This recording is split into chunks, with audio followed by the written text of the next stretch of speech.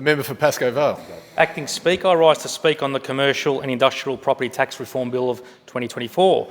And this is a bill that's all about abolishing stamp duty on commercial and industrial properties and replacing it with a more efficient annual tax based on unimproved land value to be known as the Commercial and Industrial Property Tax. Acting Speaker, at federal, state or local level, the Labor movement has long been committed to a progressive tax system where the burden of taxation aligns with the capacity of corporations, businesses or individuals to pay in a fair and equitable manner. That's why since 2014 we've been committed to a tax system that is efficient, effective and as balanced as possible, including through the introduction of a number of keynote taxation reforms that, along with this bill before us today, are designed to drive economic and jobs growth, having included increasing the payroll tax threshold to better support small businesses. From July 1, 2024, we're raising the tax-free threshold from $700,000 to $900,000, with a further increase to $1 million in July 2025. And this will save 26,000 Victorian businesses up to $14,550 per year. And around 6,000 of those businesses will stop paying payroll tax altogether. We're abolishing businesses' insurance duties, becoming the first state in Australia to do so, with the rate of insurance duty on fire and industrial risk, public and product liability, professional indemnity, employers' liability and marine and aviation insurance to be reduced by 1% each year from July 2024, saving businesses around $3,200 on professional indemnity insurance and $2,400 on fire and other special risks over 10 years. We're also making it easier to start and run a small business in Victoria through our $38 million regulatory reform agenda, which I've previously spoken on, which is all about driving business investment and growth by cutting red tape and streamlining licensing approvals and processes. And we've established Economic Growth Victoria, led by the Commissioner for Economic Growth, established to drive the next wave of growth-boosting reforms in this state. And I'd like to take this opportunity to commend the Minister for her small business for all her passionate and diligent work in this space as well. But along with these measures, other keynote initiatives we've introduced that will continue supporting economic, business and jobs growth have included the landmark Big Build program, creating game-changing opportunities for local businesses, suppliers, workers and apprentices; free TAFE, providing more than 80 free courses to over 170,000 Victorians in the sectors of skills needs; and of course free kinder for 3 and 4-year-olds, which will deliver benefits for many, many decades to come. And Acting Speaker, when combined, these measures have all helped create the positive economic environment to drive record jobs and growth across this state. Since 2014, our economy has generated 800,000 new jobs, including more than 170,000 in regional Victoria. When the pandemic hit our shores in 2020, we invested to protect livelihoods and established a target to create 400,000 jobs by 2025. And we have far exceeded this goal, well ahead of schedule, with employment rising by more than 560,000 workers since September 2020. In my own community of Marybeck, when we came to government in 2014, the unemployment under the Liberals was just on 8%, just over 8%. As of 2023, under this Labor government, unemployment has significantly reduced to just on 3.8% and consistently had a 3 in front of it. And Acting Speaker, it is this bill that is currently before us in the House that will continue helping us drive this investment, business and jobs growth across the state.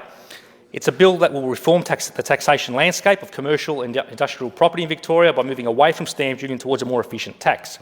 I'm honoured to be part of this very first Victorian government in history with a plan to abolish stamp duty on commercial and industrial properties in this state. Replacing stamp duty on property purchases with a broad land-based tax has long been supported by a wide range of independent think tanks, policy commentators, industry groups and parliamentary inquiries. This is a transformational reform. It isn't a simple adjustment to tax settings. It is a different way of taxing commercial and industrial property that will support businesses to grow and expand. It will make it easier for businesses to expand or set up in their best location, for example, closer to their customers or where they want to ascertain a growing and more skilled workforce. Economic modelling suggests that after 40 years, this reform will have added at least 12,600 jobs to the Victorian economy and have increased the size of the Victorian real economy by up to $50 billion in net present value terms, $50 billion. The new tax will apply to commercial and industrial property transactions with both the contract and settlement date on or after the 1st of July 2024. For these properties, stamp duty will be paid one final time on the property if and when it is transacted, and the new annual commercial industrial property tax will be payable 10 years after the final stamp duty payment, regardless of whether that property has transacted again. If a property is sold again, stamp duty will not apply if the property continues to be used for commercial or industrial purposes. The smooth transition to have the new tax system the government will give purchasers of commercial or industrial property who meet the eligibility criteria the option of accessing a government-facilitated transition loan as an alternative to self-financing the upfront stamp duty amount. In this way, eligible purchasers who choose the transition loan option transition to an annual repayment from the time of the purchase, freeing up capital for businesses that they can use to invest in expanding or employing more workers. The commercial and industrial property tax will also set a flat 1% of the property's unimproved land value rate with no complicated rate schedules or thresholds.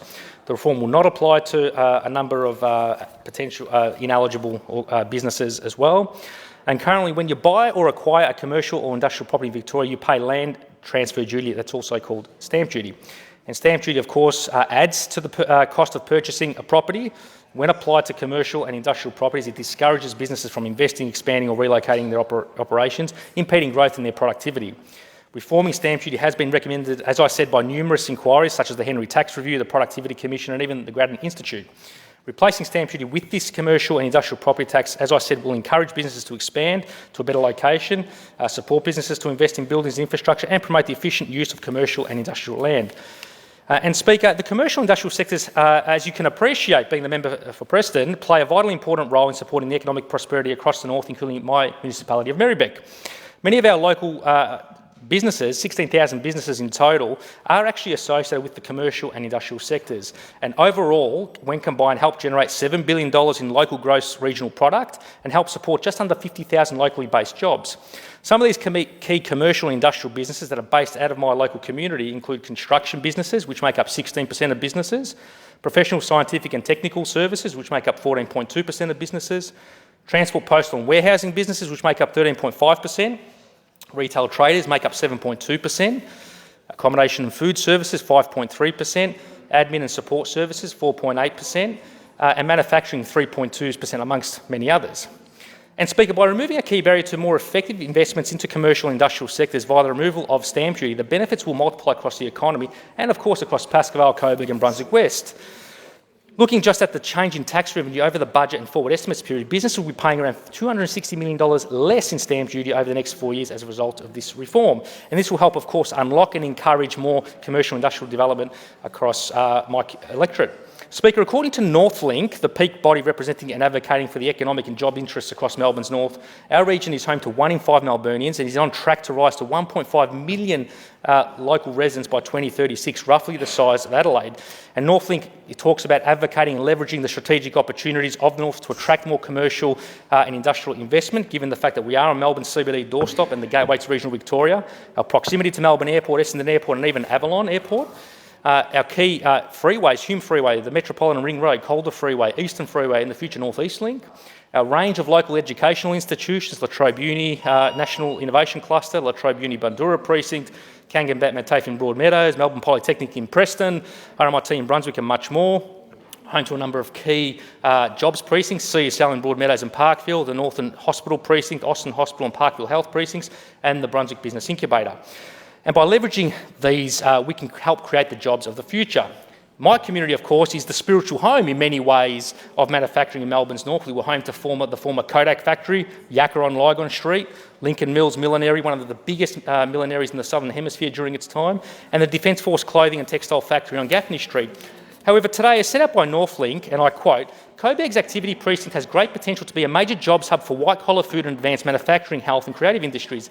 It includes 2 distinct zones, Coburg Activity Centre and Coburg North Industrial Areas, both Newlands Road and northwest of Batman train stations, which are adjoined by many underutilised parcels of industrial and commercial sites. Coburg Activity Centre has recently grown as a result of a major investment in the redevelopment of the former Pentridge site, the Ballard Mall and Level Crossing projects and much more. However, the centre of Coburg remains underutilised and there are substantial Merribeck City Council land holdings in the precinct that will support future redevelopment and investment. The Coburg North Newlands Road industrial area in particular is home to a growing food cluster, including several medium-sized enterprises. These businesses are supported by purpose-built industrial accommodation, which provides them with the space and facilities that they need to operate. There is also a strong and growing number of creative and cultural businesses supporting over 1,000 creative and cultural sector jobs in the Coburg Activity Precinct, and overall there is potential for a $3.6 billion in economic output per annum and almost 10,000 new jobs to be created in central Coburg if much of this underutilised commercial industrial land is maximised into the future. In that respect, Acting Speaker, I genuinely do commend this bill to the House. In my perspective, it is very much all about unlocking that potential for central Coburg, which I'm sure many of you appreciate I'm very passionate about and look forward to pursuing.